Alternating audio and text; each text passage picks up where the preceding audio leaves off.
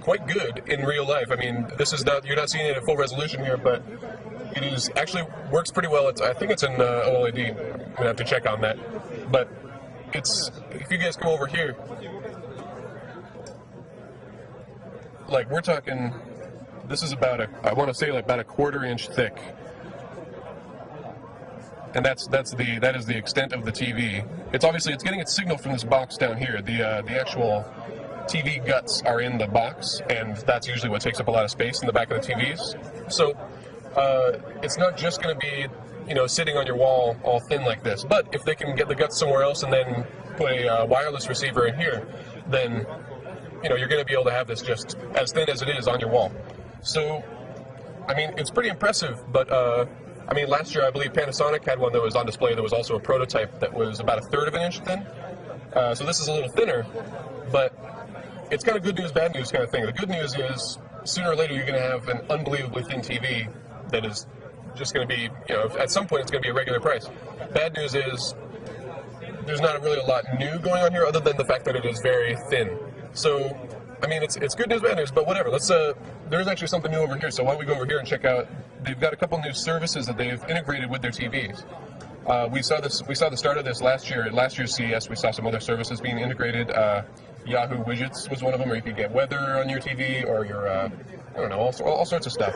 Not quite email and stuff yet, but one thing to note: LG doesn't do home theater PC stuff quite. They'd rather integrate it into the TV rather than have a separate box. So what they've got here, you can see right now they're choosing between some services. There's Skype, there's the Yahoo Widgets. They had Napster, Netflix. See, they're turning on streaming Netflix right now, and yeah, we've got a little advertisement right here. But they really do. There's a good little variety of services, but I noticed there was no Pandora radio. There didn't seem to be a way to just take your own videos that you have in your home and use them. So you're kind of limited to streaming stuff and internet connection. And of course, there's for Skype. It's like, great, Skype, but you're doing it on your TV, and you need to get a separate camera and a separate internet connection. And I don't know if the software otherwise is easy to use. Oh, and Voodoo, that's good. And YouTube, obviously. What device does not access YouTube right now? The camera we're shooting on probably has a YouTube function. So let's see. There's some OLED TVs. Yeah, the very thin TV is not OLED. I want to say that's probably just LED backlit, very thin, traditional style LCD TV or whatever.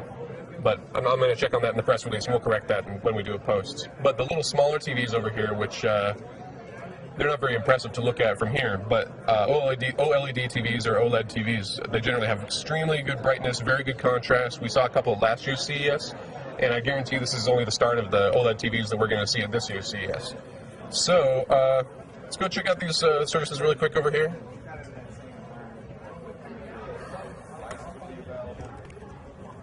You're probably going to be able to get custom backgrounds and stuff. There will probably be a service for customizing your TV so you can put up your own. Kind of being lit by this really red light here. There'll be services probably for customizing to put your own photos in the background. They'll probably have some basic stuff, just maybe a basic photo browser or something. If it has any way of accessing any local media, man, red light is killing me. Looks like it's on a loop demo thing right here. You can see on top of it, there's an LG camera and little camera bar right up here. Yeah, it looks pretty nice. It looks pretty natural on top of the thing, although I don't understand why they wouldn't simply start integrating it into the bezel right there. I mean, you could totally cover it up. It's in so many laptop bezels that it's almost completely invisible. With a black bezel, too, you can just cover it over with smoked glass or whatever, and it's almost completely invisible. So I think that's something we're going to be seeing, you know, if not this year, then next year. It's one of these, it's sort of fusion between the TV and laptop and home theater PC. There's all this convergence going on. It's not always good, and it doesn't always work. But you know, sometimes they'll hit the sweet spot. So they had a little table full of handsets and little doodads over there. But Greg already checked those out, and he didn't seem to think they were very interesting. So the impression that I got is there were new versions of things like the Envy, what is that little one that flips open?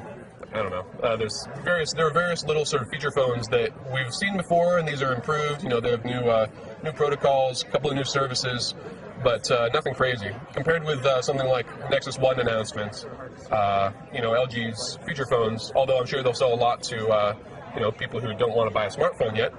LG's feature phones aren't really exciting yet. You know, we'll rate them up, and I'm sure that they'll be perfectly good, but nothing groundbreaking just yet. So let's oh, and they put the little TV down, so I think that's pretty much the end of what we can show here. Yeah, I think we better just sign this off. There's nothing left here, and catch us in about an hour probably. We're gonna check out the next press conference. There's all kinds of things going on today. Ding. I noticed you didn't talk price either. No, I didn't. Can you say how that great TV in the background? Very nice. Can you say how you're doing the connectivity? Is it Wi-Fi? Yeah. You know, just as in a cellular TV, the connectivity is 2.1 by 10. The only thing we use wireless HDMI for is just that box to that panel, or to the other panel too. Everything else will be 2.1. Gotcha. So get your internet speeds. Can you go over the 2D to 3D conversion, because that's what everybody's kind of excited about. So what's actually happening there? So the processor is taking any standard 2D content that you have, and it's interpolating from that one image two separate images, and it knows distance from the averages from the eyes, and it can look at the shading for what something should have and the depth of different objects inside the scene, and it actually creates two separate images. And then when you put on the glasses, you get a 3D effect from 2D content. Now, I was just saying that it's not exactly the same effect as true 3D content. What I'd like to say is that real 3D content is kind of an out-of-the-box experience. You will see things coming like at you.